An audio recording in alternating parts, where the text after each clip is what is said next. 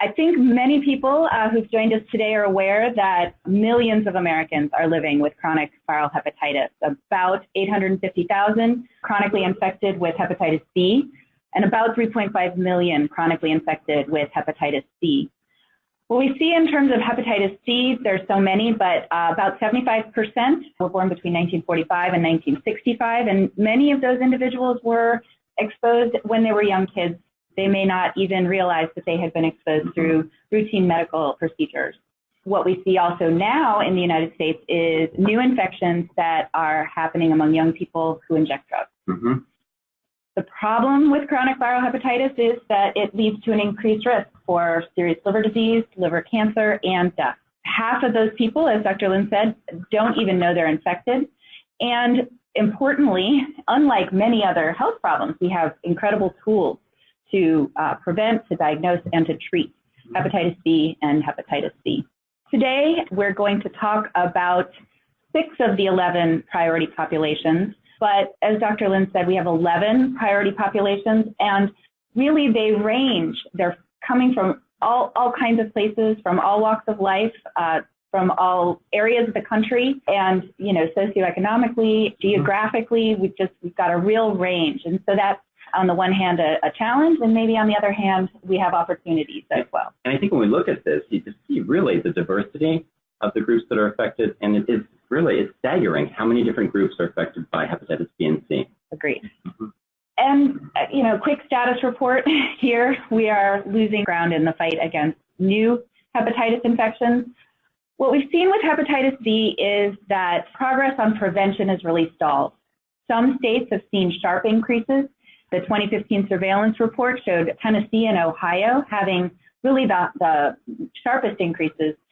And it's interesting because some states really had a lot of increase. Mm-hmm. Some states actually went down a little bit, and some states were unchanged. So it really varies a lot, but the fact is that we were making terrific progress in preventing new Hep B infections, and that progress has stalled. And what Corinna is going to talk about a little bit later is what we're seeing is the increases are in those areas that are hardest hit by the opioid epidemic.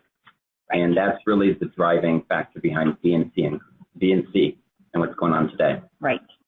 The other piece of our puzzle with hepatitis B and C, hepatitis C has seen about a 300% increase in new infections. So that line is going pretty much consistently up. 9 states in the 2015 surveillance report accounted for half of all new infections. So we know that there are some states that are experiencing a lot of new infections. Overall, about 20 states saw increases. But there were some states that seemed to be kind of flat. They're not really seeing as much of an increase. And again, to your point, I think many of the states seeing increases are really bearing the brunt of the opioid epidemic.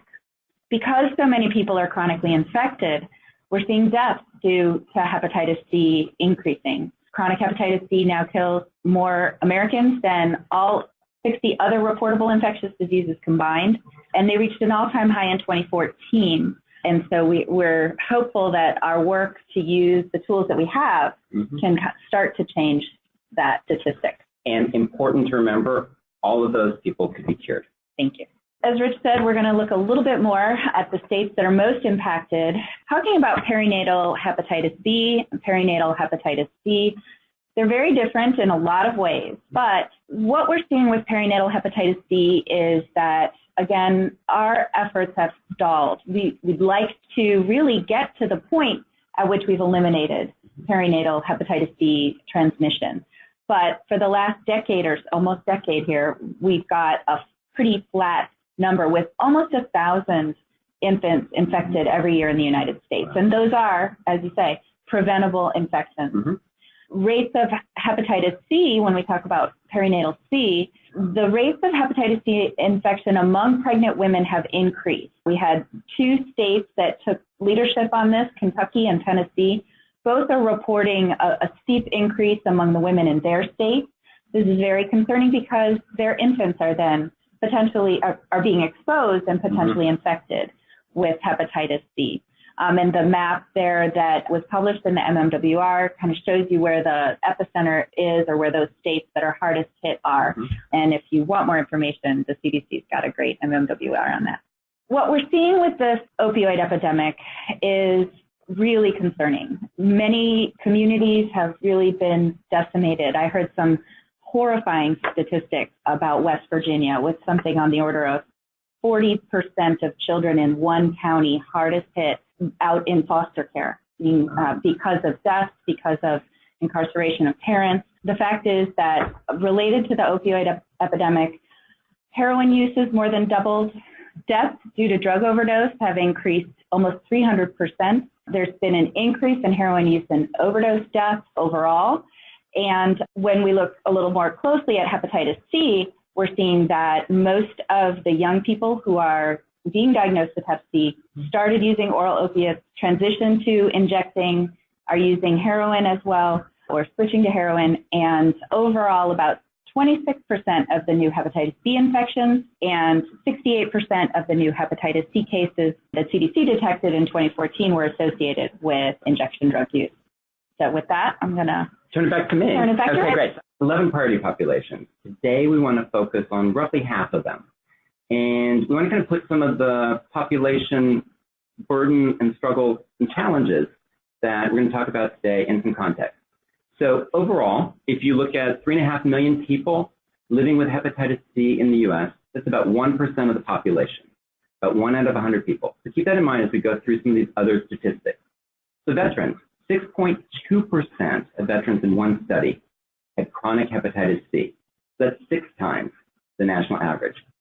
Look among homeless people, rates of hepatitis C infection could be as high as 50% in some communities. And about a third of people with chronic hepatitis C have been incarcerated in jail or prison at some point in time. For people living with HIV, we see about 20% of them are co-infected. Oh, so I said hepatitis C instead of HIV. So about 20% of people living with HIV are co-infected with hepatitis C, 1 in 5.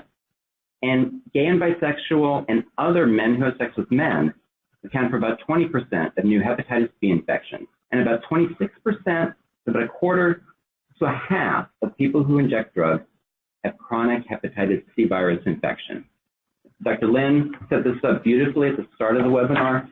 We have a lot of disparities. And these are going to be the subject of our next webinar, which we're going to plug at the end of this one. So about 2.8% of baby boomers who've been born between 1945 and 65 are estimated to have chronic hepatitis C. As Corinna said, in large part, probably because they became infected when they went to the doctor and were exposed to contaminated medical equipment. In 2014, American Indians had the highest rates of new hepatitis C infections, highest rates of hepatitis C-related deaths. When we look at African Americans in the U.S., highest rates of new hepatitis B infections, second highest rates of hepatitis C infections, and the second highest rates of hepatitis B and C-related deaths. Asian Americans account for about 5% of the U.S. population, but they represent more than half chronic hepatitis B virus infections, and they have the highest hepatitis C-related death rates. And then pregnant women. We talked about them a little bit already, but the concern there is not only for their health, which we're very worried about, but the potential for transmitting hepatitis B and C to their infants as well are major public health problems. And this is all just really sad because it's all preventable. We have effective tools. We have effective vaccination for hepatitis A and B. We have accurate tests that can screen for hepatitis B and can diagnose chronic infection long before symptoms appear. We have hepatitis B treatment that can suppress the virus and allow people to stay healthy for years and years. Hepatitis C, accurate tests, diagnose the infection early. And with hepatitis C, what's amazing now is that we can cure the infection in almost all cases. So even though we have the tools, we don't have the ability to use them in all cases. We're seeing increases in infections rather than movement towards our goals of elimination because of the opioid epidemic. That's the driving factor. That's the thing that has changed the direction of where we were going in hepatitis prevention. We know that comprehensive approaches to fighting viral hepatitis have great potential to prevent new infections and, most importantly, to save lives. But there are critical gaps in our response. Prevention messages are not reaching enough people. People are not being screened and tested for viral hepatitis. And many people with viral hepatitis, even if they know it, they're not able to access the effective treatment that would prevent disease progression and onward transmission of the infection. And lastly, we know that we do not have complete surveillance data because some states are not able to collect this information on new cases and deaths in a comprehensive manner. So that's kind of background of the EPI. You get your EPI 101 refresher right there. Now I'm going to say just kind of a few words about the Viral Hepatitis Action Plan for 2017-2020. This was released really just earlier this year, right at the start of this year. Yep. And it really is the foundation for a response. It's a battle plan for a nation's response. It provides a strategic framework that can be used to support states and local governments and organizations across multiple sectors to develop their own plans for how they're going to combat viral hepatitis in their communities. It sets goals for the nation, priorities and measurable targets. It describes recommended actions. And I think importantly, it's a way to hold us accountable at the federal level and as well as at state and local levels, and to promote transparency because we report the results and progress on these indicators each and every year.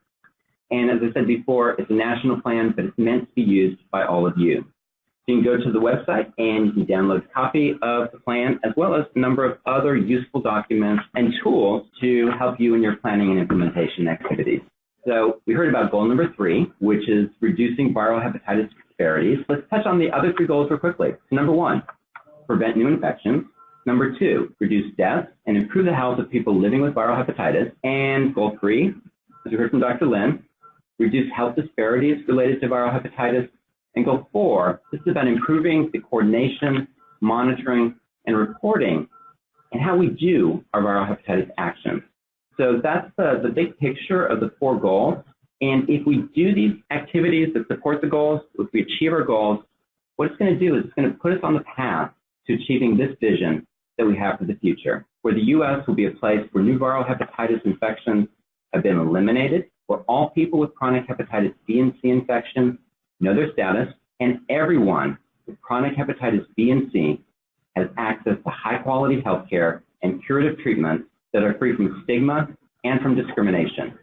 And I think we're going to touch a little bit on kind of what a challenge stigma and discrimination really still are when it comes to viral hepatitis. And I just want to say about that vision, when we were developing the action plan, we heard from stakeholders across the country. Some of the folks on the webinar, I'm sure, encouraged us to really be bold, to think bolder. And I hope that that vision really helps other people to understand, you know, what we're trying to accomplish with the action plan and what some planning can actually accomplish. So I hope that others are taking on that charge and know that some local jurisdictions have started making their plans and encourage others to do the same.